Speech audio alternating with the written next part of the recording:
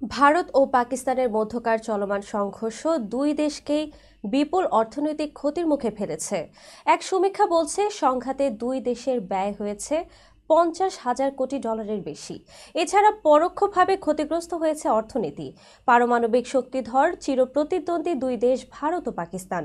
সামরিক সক্ষমতায় দুই দেশের মধ্যে নেই খুব বেশি পার্থক্য, তবে এসব অস্ত্র পরিচালনায় খরচের পরিমাণও মোটেও কম নয়। সাম্প্রতিক সংঘর্ষে বিপুল অর্থনৈতিক ক্ষতির মুখে পড়েছে দুই দেশই। ভারতীয় বিমান বাহিনী প্রতিদিন প্রায় 100টি যুদ্ধাভিযান পরিচালনা করেছে, যেখানে ব্যবহার করা হয়েছে অত্যাধুনিক সব যুদ্ধ বিমান।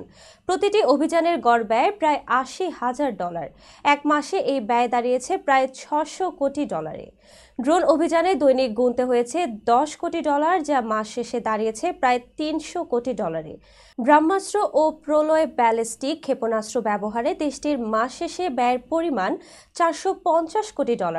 এছাড়া উচ্চমাত্রার সামরিক প্রস্তুতি বজায় রাখতে সেনাবাহিনী, জ্বালানি, আকাশ প্রতিরক্ষা ব্যবস্থা ও নৌবাহিনীর তৎপরতার জন্য প্রতিদিন ব্যয় হয়েছে $11 কোটি। মাস শেষে মোট ব্যয় দাঁড়াচ্ছে $540 কোটি।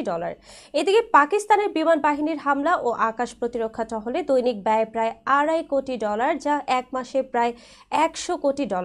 ড্রোন ও ক্ষেপণাস্ত্র ব্যবহারে অতিরিক্ত ব্যয় $45 কোটি। সীমান্ত সতর্কতা, রাডার, সামগোয়েন্দা ও সিগন্যাল ইন্টেলিজেন্স কার্যক্রমের জন্য দৈনিক খরচ $1.5 কোটি, মাস শেষে যা $45 কোটি পৌঁছেছে।